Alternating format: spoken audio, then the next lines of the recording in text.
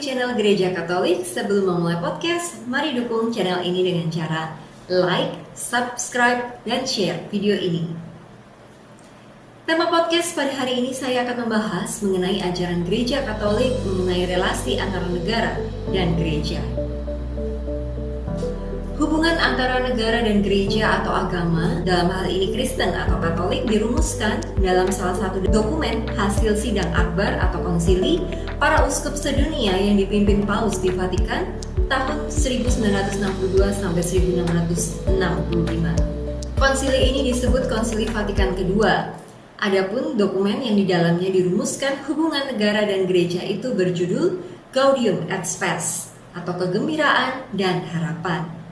Dokumen ini sering disingkat dengan GS. Dokumen ini merupakan konstitusi atau ajaran resmi yang bersifat pastoral mengenai gereja dalam dunia dewasa ini. Dokumen ini disahkan oleh Bapak Suci Paus ke-6 pada tanggal 7 Desember 1965. Secara khusus, hubungan antara negara dan gereja dirumuskan dalam GS artikel nomor 76, judul Negara dan Gereja. Isi lengkapnya sebagai berikut.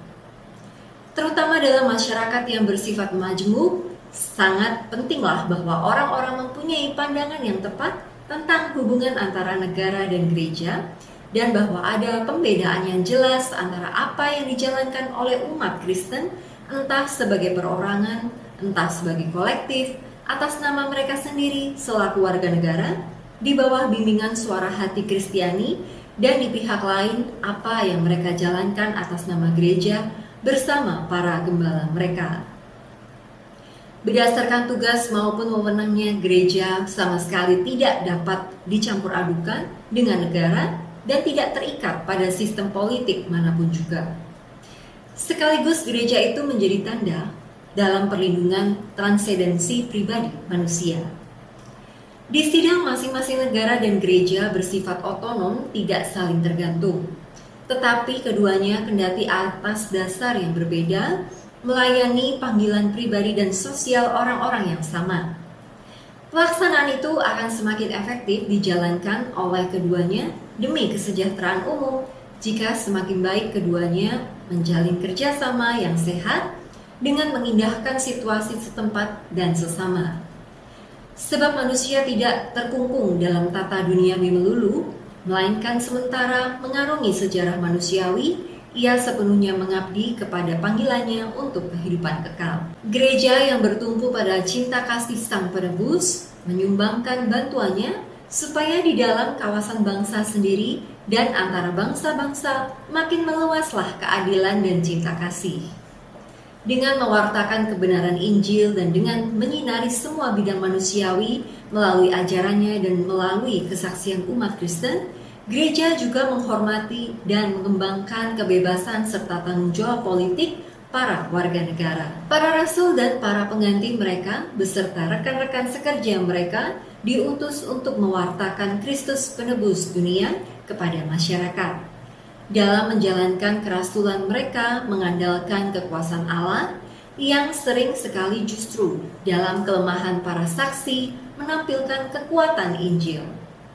Sebab barang siapa membaktikan diri kepada pelayan sabda Allah harus menggunakan cara-cara serta bantuan-bantuan yang khas bagi Injil yang dalam banyak hal berlainan dengan sumber-sumber daya masyarakat duniawi.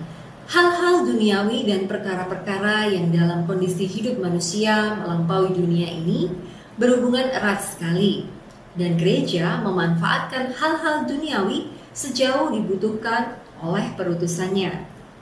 Tetapi gereja tidak menaruh harapannya atas hak-hak istimewa yang ditawarkan oleh pemerintah. Bahkan akan melepaskan penggunaan hak-hak tertentu yang diperolehnya secara sah bila karena penggunaan ketulusan kesaksiannya ternyata disangsikan atau bila kondisi-kondisi kehidupan yang baru memerlukan pengaturan yang baru. Tetapi selalu dan di mana-mana hendaknya ia diperbolehkan dengan kebebasannya sejati mewartakan iman, menyampaikan ajaran sosialnya, menunaikan tugasnya dalam masyarakat tanpa dihalang-halangi, dan menyampaikan penilaian moralnya juga tentang hal-hal yang menyangkut tata politik bila itu dituntut oleh hak-hak asasi manusia atau oleh keselamatan jiwa-jiwa dengan menggunakan semua dan hanya bantuan-bantuan yang sesuai dengan Injil serta kesejahteraan semua orang menanggapi zaman maupun situasi yang berbeda-beda. Sementara gereja dengan setia berpaut pada Injil dan menunaikan perutusannya di dunia, gereja yang dipanggil untuk memelihara serta memupuk apapun yang serba besar, baik dan indah dalam masyarakat manusia, memantapkan perdamaian di antara manusia demi kemuliaan Allah. Maka menurut ajaran resmi Gereja Katolik, negara memiliki otonomi, gereja juga memiliki otonomi. Keduanya berbeda, punya ciri khas masing-masing, saling menghormati wilayah kewenangan masing-masing, namun keduanya bisa dan seharusnya bekerja sama melayani masyarakat manusia demi kesejahteraan masyarakat manusia itu. Demikian pembahasan mengenai relasi antara negara dan gereja. Apabila ada pertanyaan dapat ditanyakan di kolom komentar. Jangan lupa untuk terus dukung channel ini dengan cara like, subscribe, dan share video ini. Terima kasih.